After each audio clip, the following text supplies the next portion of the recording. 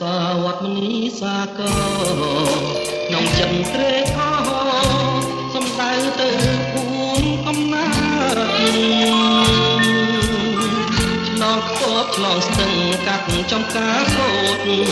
ធម្មតារះរូបតាមចំការមកករដូវវស្សាគង្គាថ្លាយំទន្លេមេគង្គ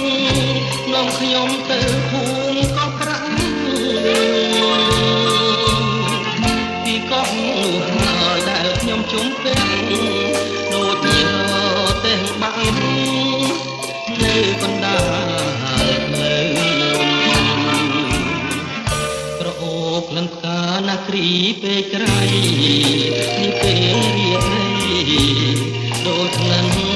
ស្រីទៅអបក្នុងអក្សរាថាឲ្យបងទៅលងលងអីលើ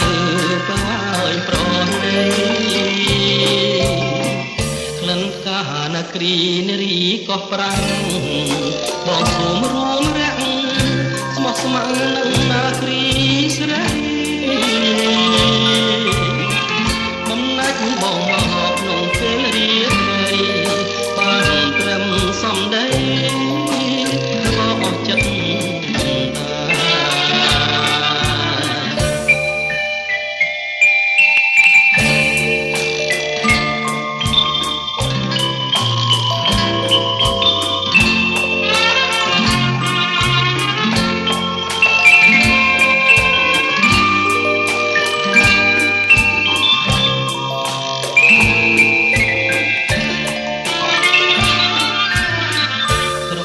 ក្លិនផ្កាណាគ្រីពេលក្រៃ